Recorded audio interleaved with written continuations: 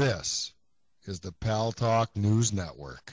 The views expressed are solely those of the speaker and not necessarily those of Paltalk.com, AVM Software, or its advertisers.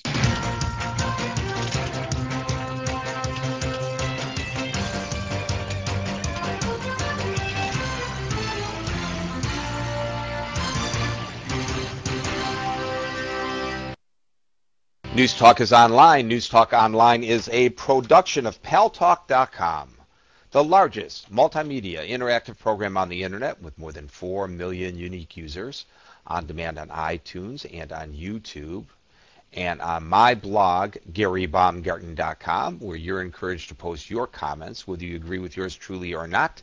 No retribution. And thanks to our good friends at CRN Digital Talk Radio, we're syndicated to an additional 12 million households. I am your host, Gary Baumgarten. I welcome you to the show.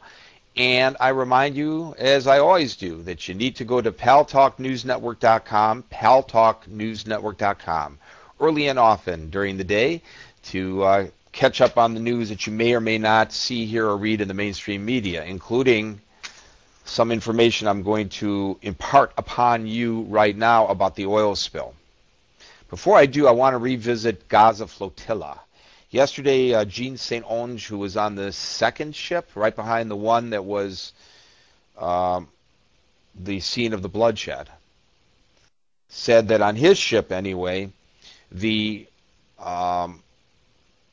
activists passively resisted. So he doesn't know why things went bad on the ship where 9 people were killed. Interestingly, there's a story today, and there's a link to it at paltalknewsnetwork.com about the Gaza. Somebody's lying, who can it be? Where the captain and crew of the ship were interviewed. They knew that they were going to be boarded. 2 hours before the Israelis boarded, the captain and crew told the people to not become violent. Well, they took over control of the ship. They told the passengers what to do. Members of the crew started taking anything that they thought could be used as makeshift weapons against the Israelis and started throwing that overboard. Pretty damning testimony about what happened on that ship, since we're all jumping to conclusions about what happened out there not being there. I want to talk about another issue that made my heart melt and then immediately broke it. There's a young woman, 18 years old, who participated in one of these television dance contests. She moved her body in unbelievable ways. She was so beautiful. Not one misstep to the music. Just an awesome, awesome, awesome performance. When it ended, you could see that the judges, in fact, they were commenting out loud during her performance how spectacular it was and how moved they were by her performance. How old are you? They asked her. 18, she said. How long have you been dancing? Since I was 12.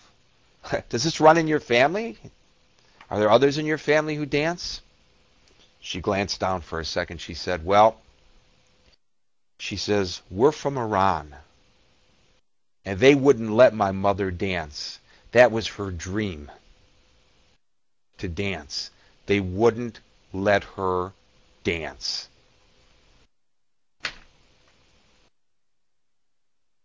To their credit, the judges invited Mom up on stage. And when they gave them the highest rating of 10, it was for the 2 of them. I applaud the judges. I find it sickening the way women are treated in some countries of this world, in the name of religion, in the name of whatever. That they get beaten or arrested because a little bit of wisp of hair is showing. That they undergo in some places genital mutilation so they can't have the pleasure of sex. and that they're not allowed to dance. This is evil. Evil. When the Taliban controlled Afghanistan, it was illegal to fly a kite. Illegal to fly a kite, supposedly in the name of religion. It's disgusting, ladies and gentlemen. The BP oil spill, and you're more than welcome to discuss these issues as well. Turns out that BP either out and out lied about how much oil was gushing, or they grossly underestimated what they saw with their own eyes. University professor after university professor, scientists in academia, one after the other, said this is a terrible underestimation. Terrible, terrible, terrible underestimation. Well, BP got away with it. The government, which has shown its incompetency in this regard, never validated what the professors said, and now it turns out the government is saying, oops, it's at least double what we estimated. And in the middle of all this, British Petroleum maintains its fiduciary responsibility to its shareholders. And they will get a dividend. In the middle of all this, Nancy Pelosi, during her weekly press conference, the Speaker of the House, and earlier in an interview with Chuck Todd at NBC, just blasted British Petroleum for all of this. I have the transcript here of her interview on MSNBC with NBC's Chuck Todd. What BP represented that happened was not true from an integrity standpoint.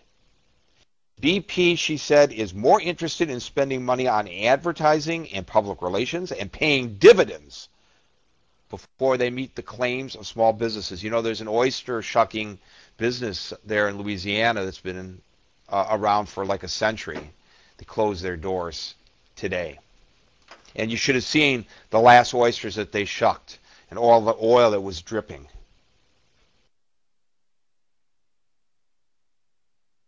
They can't even determine their dividend until they know what their costs are in terms of the fishermen, tourism people in the tourism trade, others down there who have lost their livelihood. Under the Oil Pollution Act of 1990, they have an obligation to make those people whole.